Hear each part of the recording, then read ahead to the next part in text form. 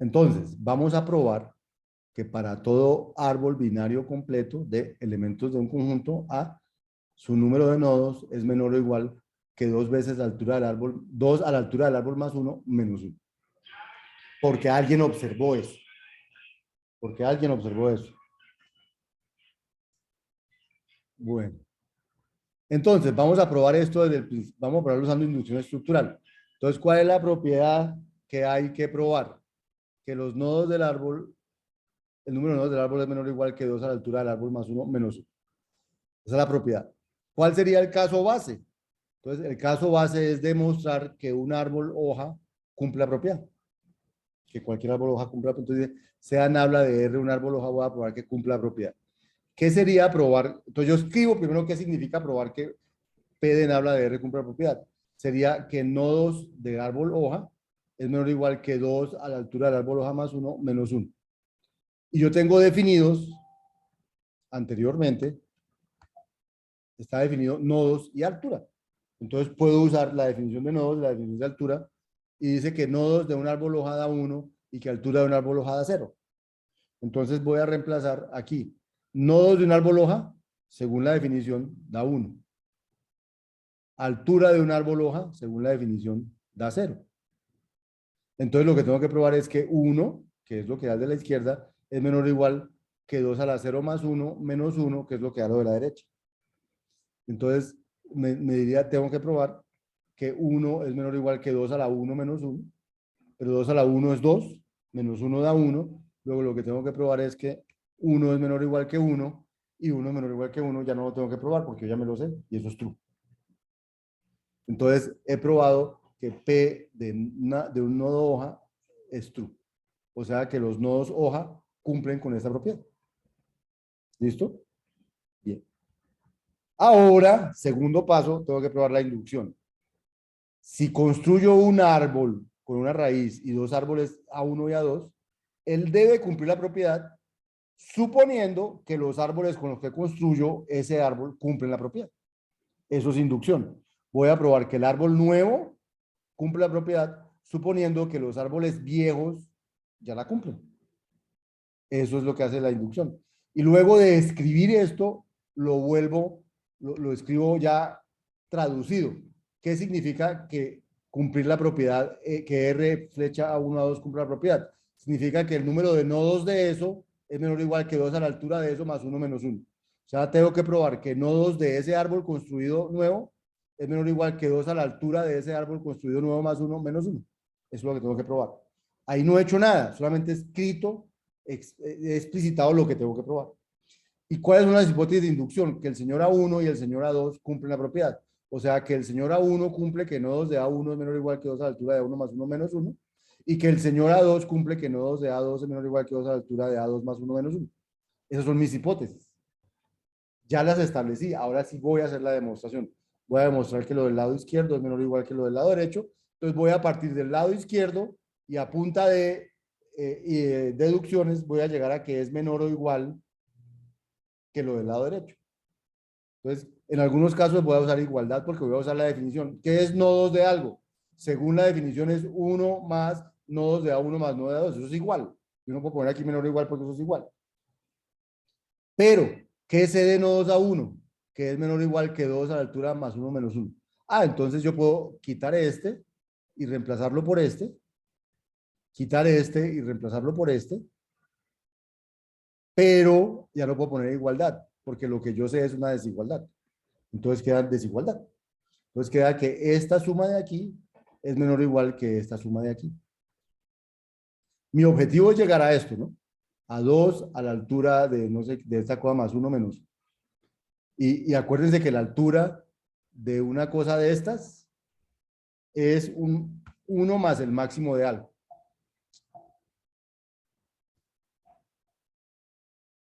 La altura de esta cosa es 1 más el máximo de la altura de los astros.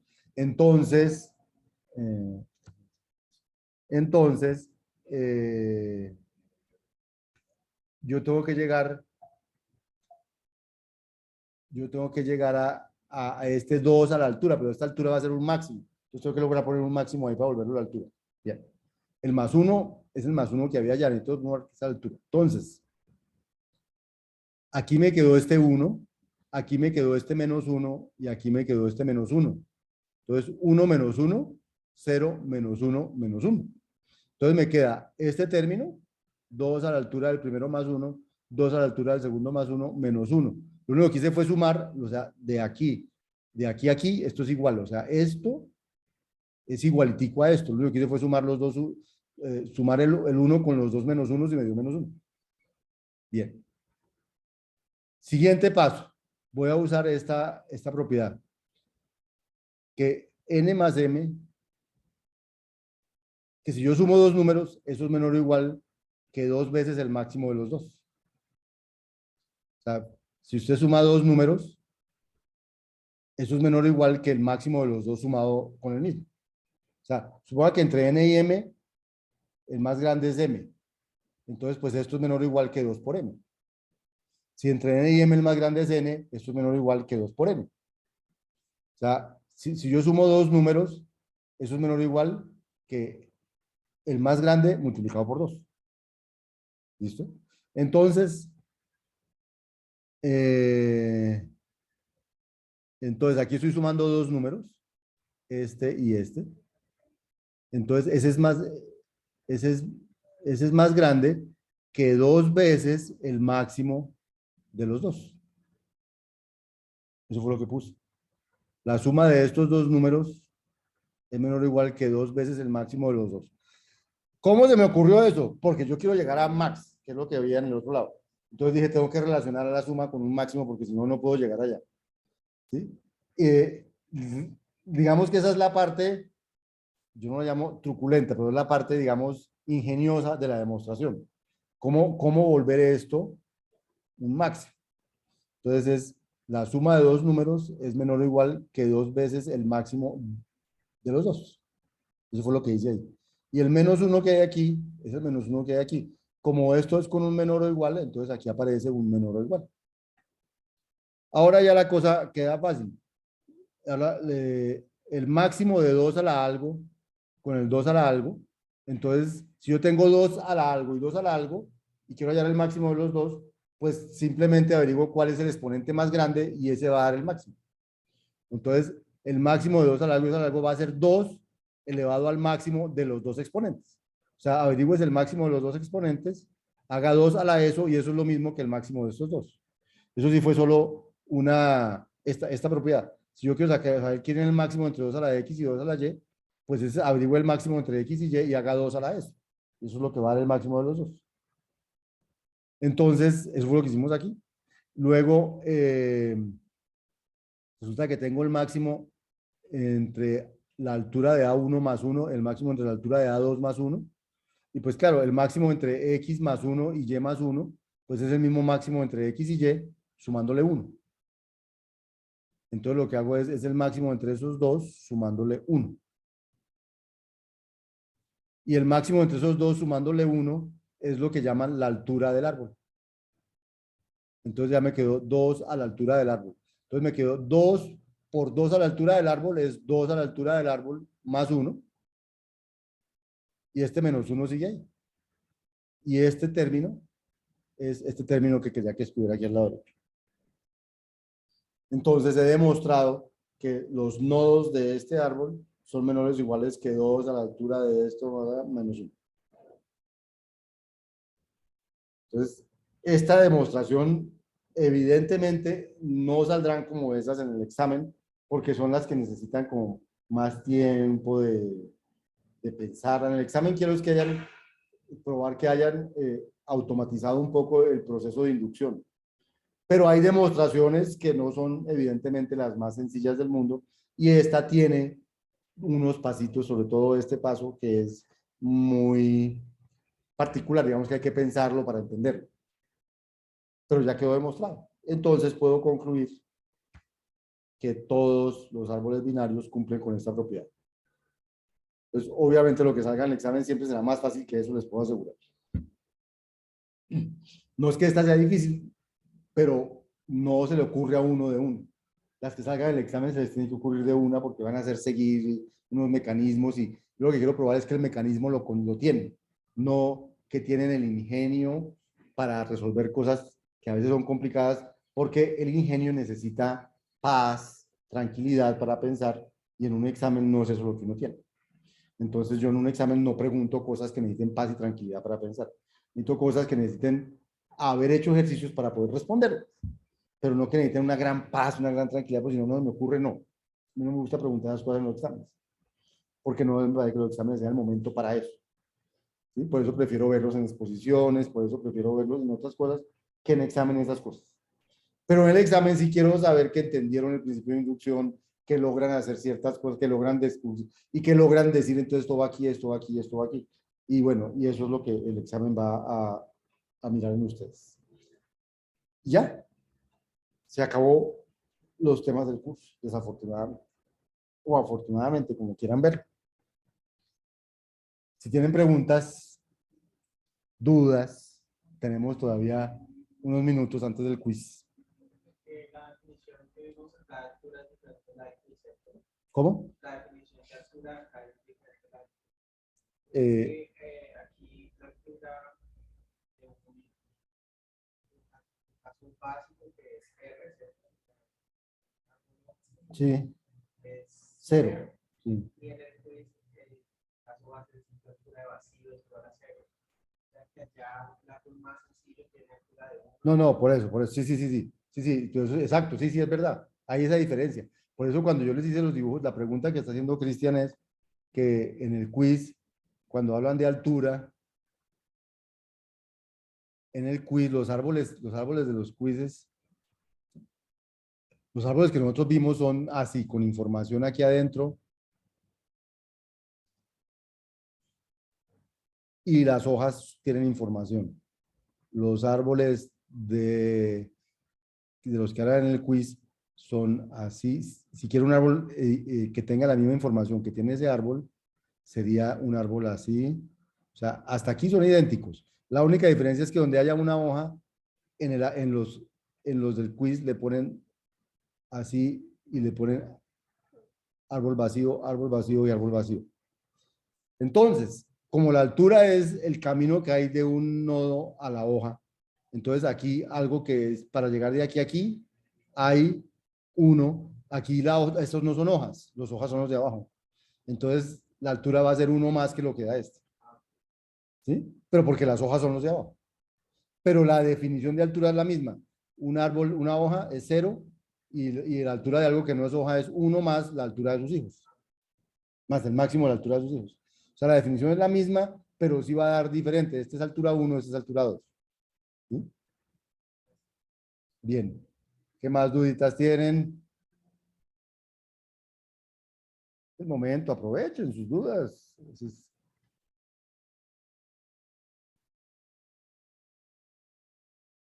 Eh, después del quiz de hoy, o mucho esta tarde más bien, publicaré en el foro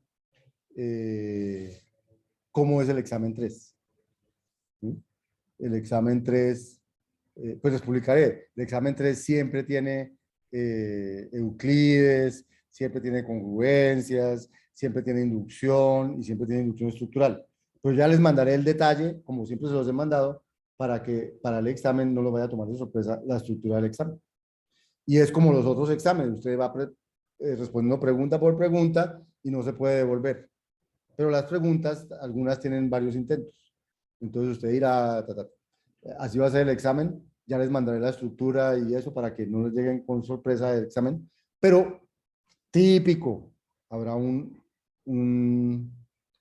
habrá un punto de, ¿cómo se llama?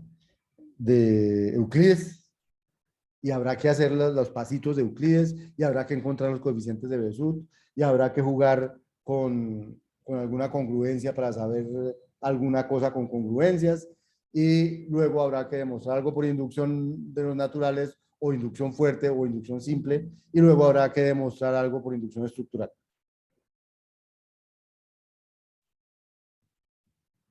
Las preguntas de tipo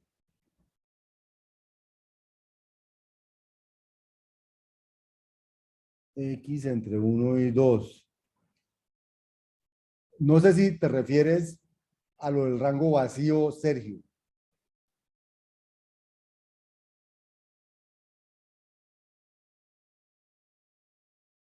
Bueno, entonces hay unas preguntas en el quiz también. Hay preguntas que les definen una función. Dicen f de n es igual a, no sé, les dicen, es la suma de los k con k 0 menor que k menor o igual que n de unos términos, por ejemplo, 2k más 1, por decir algo. No sé si el quiz trae de esos, pero le da una cosa de esas. Entonces, eso es f de n.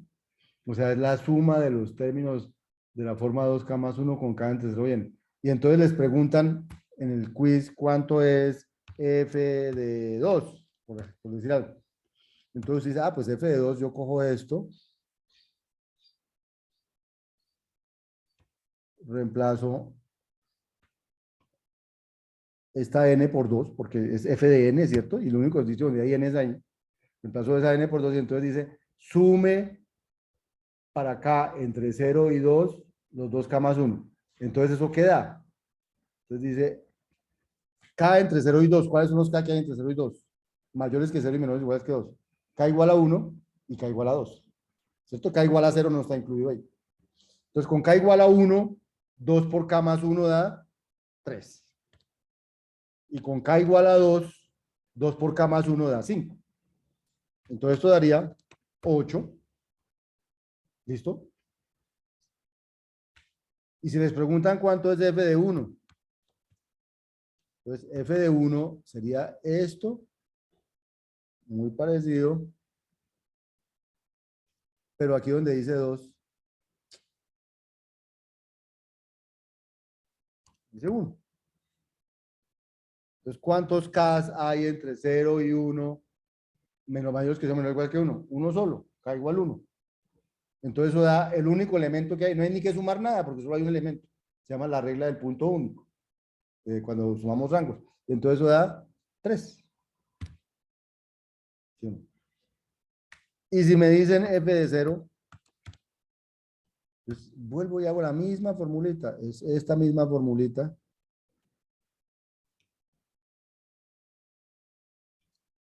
Pero aquí donde dice 1 va un 0.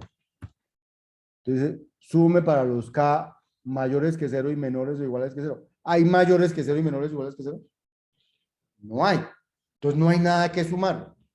Entonces, queda una suma cuando no hay nada que sumar. ¿Por qué da 0? Porque es el elemento neutro de la suma. Entonces, si aquí no dice sume, sino que dice multiplique, ¿cuánto da la multiplicatoria de un conjunto vacío? Porque uno es el neutro de la multiplicación.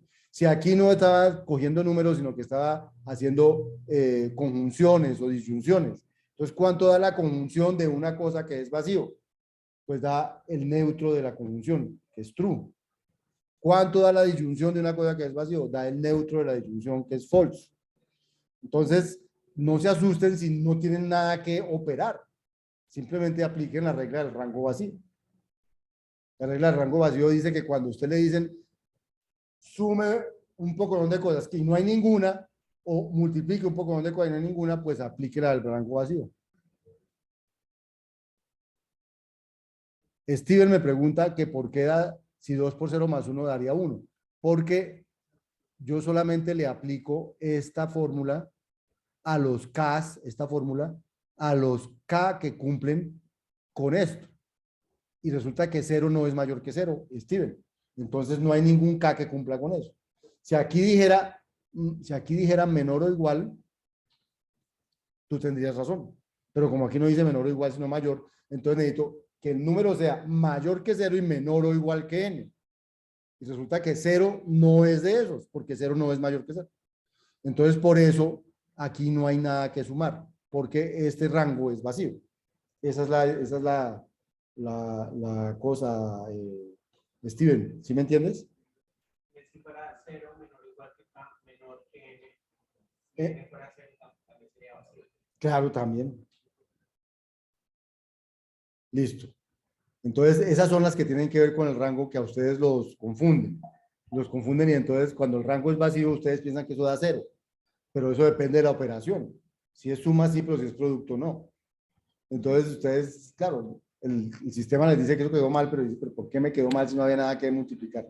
Pues por eso le quedó mal, porque no hay nada que multiplicar y cuando no hay nada que multiplicar, lo que da es el neutro de la multiplicación, no cero. ¿Listo? No sé, Sergio, si eso responde a tu pregunta. Profe, una pregunta y en esos casos cuando da neutro, uno pone en el examen, uno como lo marca, cuando digamos así da neutro, así como mostró lo último. Pues el 1, si le dicen cuál es la pregunta, ¿cuánto es f de 0? Pues pone 0. En este caso, o pone 1 si era multiplicatoria. ¿Sí? Profe, tengo una duda. Juan Camilo. Eh, por ejemplo, en preguntas que tengan que ver con sucesiones y sean de tipo que haya que escribir la respuesta, que hay que seguir algún formato, tipo colocar comas o algo así en caso de que haya que escribir una sucesión. Sí, fíjense que siempre que les piden una respuesta, les dicen algo de cómo escribirla. En el caso que la respuesta sea única, pues ustedes escriben 18, 35, 47 y esa es la respuesta. Pero, por ejemplo, recuerdo el quiz pasado que les decía que haya el cociente y el residuo de dividir no sé qué, y escriba, en su respuesta escriba Q más R o Q menos R, o porque de esa manera la respuesta daba única y no le ponía a escribir 2,5 ni 2,2, le ponía a escribir, ya, pero una vez haya Q y R, sume los restes, los haga alguna cosa y escriba eso. Entonces, tiene que haber una instrucción de cómo escribir la respuesta porque si no hay una instrucción de cómo escribir la respuesta, entonces puede que ustedes tengan la respuesta, pero sintácticamente la escriban mal.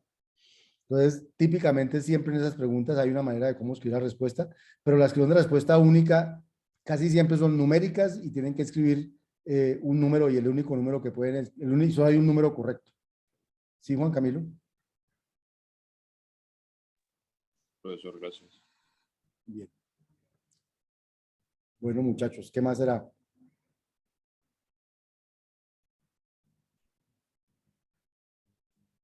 Bueno, pues nos vamos para la sala 2, muchachos. Prendemos los computadores y estamos listos para empezar el quiz a las 8:30. Y los que están aquí en internet igual nos quedamos conectados y yo ya llego y les digo cuál es la clave del quiz de hoy. Bueno,